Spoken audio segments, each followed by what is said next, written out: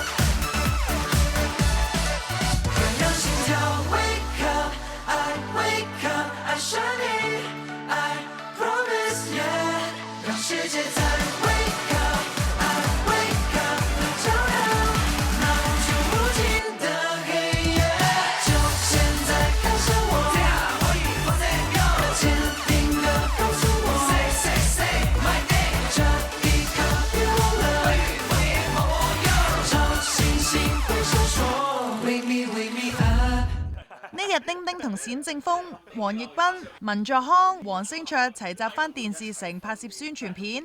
喺預告中見 Archie 俾擔任總製作人嘅韓國天王 Rain 讚靚聲，原來私下大家都有向 Archie 請教唱歌心得。咁我休息時間咧做得最多嘅嘢咧，就係揾 Archie 唱歌啦。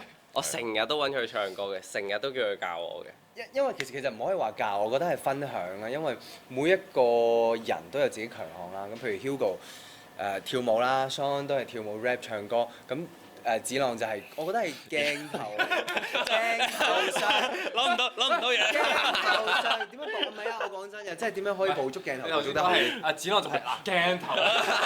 為咗拍節目，幾位都接受封閉式訓練，感情突飛猛進之外，相信大家演藝嘅實力都大大提升。其中見丁丁喺個人跳唱主題曲嘅網上視頻度，近4分鐘嘅連串舞步一氣呵成，被網民大讚佢勤力蛻變。一定係要越強越強，見到佢哋就要 level up 自己。咁我覺得呢一個係體能上啦、心態上啦、外表上都有改變，直情係每日都要真係唱歌跳舞就。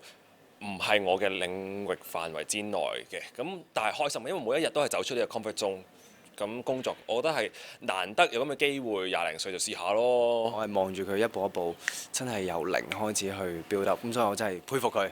會唔會有啲唔習慣嘅地方啦，或者有冇啲深刻嘅地方可以講下？又俾我講先，深刻唔習慣嘅地方啊，食嘢嗰方面唔習慣咯，因為平時。我哋係可以開開心心周圍去食㗎嘛，好多想食嘅嘢咧都冇乜機會。有冇瘦到啊？咁我瘦咗好多，之前我係71 kg 嘅，跟住而家係66，肥翻少少啦，因為翻到香港。跟住嗰時喺上海嗰時咧訓練緊嘅期間，我應該係64至65 kg。